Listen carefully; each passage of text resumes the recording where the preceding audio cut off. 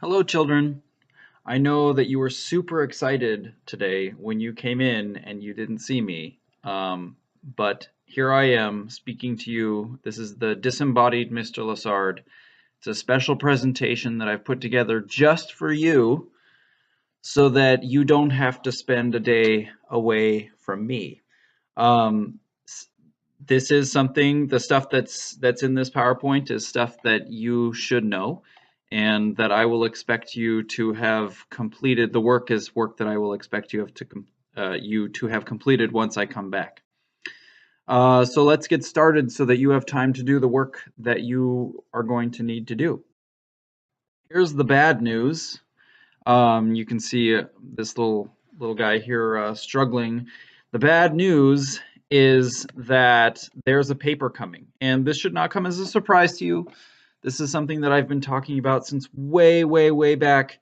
The first time I mentioned it was way back at the beginning of the year. I said you're going to write another paper at the end of the semester, and so you've known that this is coming. I've mentioned it countless times, but it's almost here, and we really need to start talking about it. So, what you need to know is that everyone is going to write what we're calling a literary analysis paper on the following prompt. This is something that wouldn't be a bad idea for you to write down. It is, of course, available on the website, but you're eventually going to need to have it written somewhere. So the prompt is this: analyze how the depiction of blank shapes the meaning of the book as a whole. So let's talk for a second before I read the rest of it. The blank is that area of inquiry that you had said that you were going to focus on. And I'll show you those areas of inquiry in just a second, but I'm sure that you probably have them committed to memory. So, analyze how the depiction of blank shapes the meaning of the book as a whole. Look especially at how colonialism affects the meaning that surrounds your area of inquiry. So, depending on which one you're focusing on, you're going to fill in that blank with either father-son relationships, acts of sacrifice, or gender roles.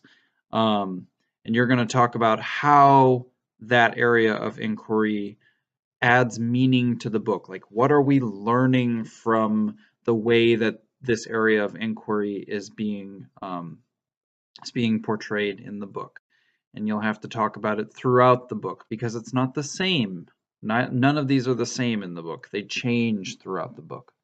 So you will be writing a paper on that. That's your last summative tier 2 grade that will go in the grade book for the semester, and we're going to start working on that soon. If you are curious as to what's going to be graded on it, I haven't talked specifically about the grades. You can look on turnitin.com at the rubric for this assignment. That rubric is up on turnitin.com. You do not need to start writing the paper yet, but I do need to start telling you about it. So let's here's a little bit. We've got SpongeBob. Super excited about it almost being essay time. Here's the good news. All right, I gave you the bad news. Here's the good news. The good news is that you are prepared for this paper. We have been working our way toward this paper for a good long time now, basically since the beginning of the year, but especially since we started reading Things Fall Apart. So here are some things that we've done specifically for this paper that have gotten you ready for the paper. Number one, oh, actually, well, there's the animation. All of these activities have been giving you ideas for what will be in your paper. Number one, the discussions that we've had. We've had several discussions. You've written questions for discussions. Hopefully those have spurred thought in your mind in terms of um, things that you could write about, that you could refer back to in your paper. The quizzes have pointed out lots of kind of important details that you shouldn't just pass up. Like, these things showed up on quizzes. They're things that I thought, oh, you should probably know these details. So those are details that you may think about going back to and remembering. And even just the act of studying for the quizzes has probably given you some ideas about what's in the book.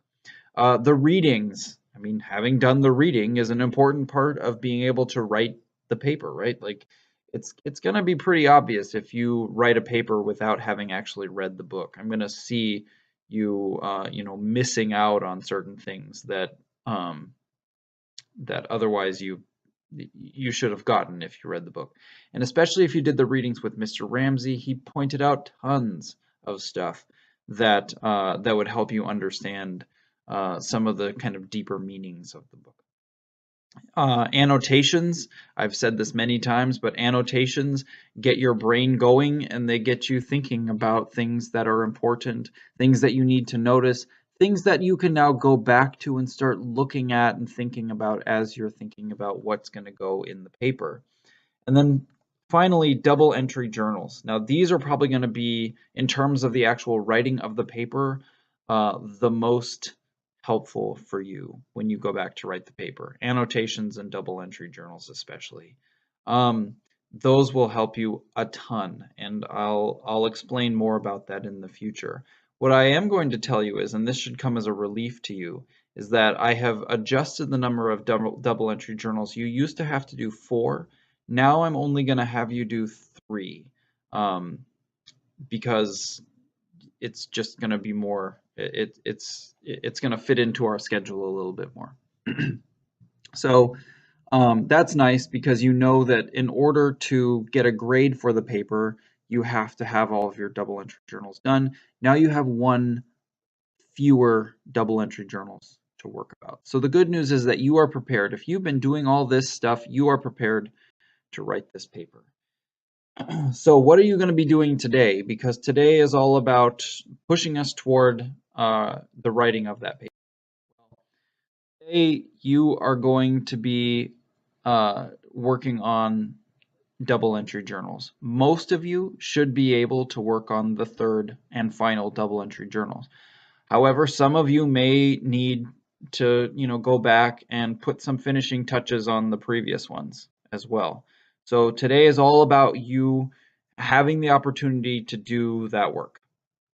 So remember, this is something that I just said, but I'm going to say it again because it bears repeating. Remember that you need all of your double entry journals complete in order to get a grade on the paper. So, you know, today is not a day that you're going to want to sit around and do nothing, because that's just going to add to the work that you're going to have to do on your own time in order to get that final summative tier 2 grade for the paper.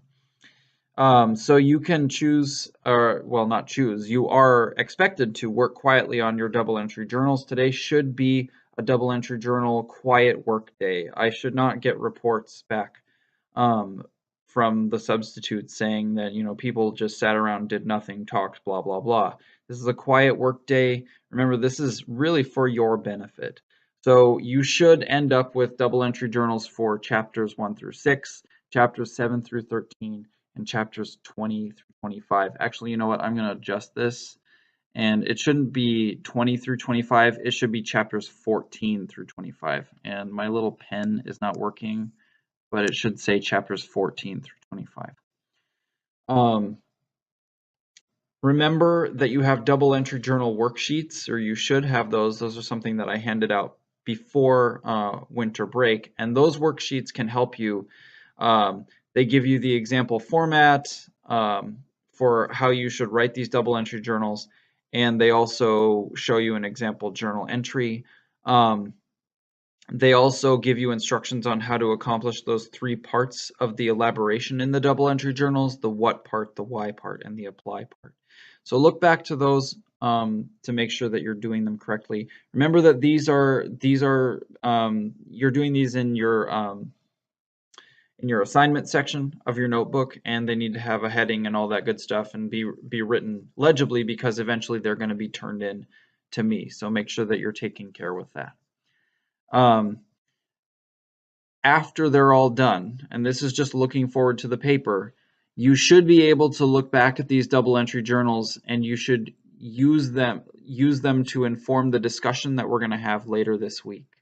So on top of them getting ready for your paper, they're also, this one especially, is kind of getting you ready for the discussion that we'll have later in the week. So without anything else to say, I'm going to leave it at that.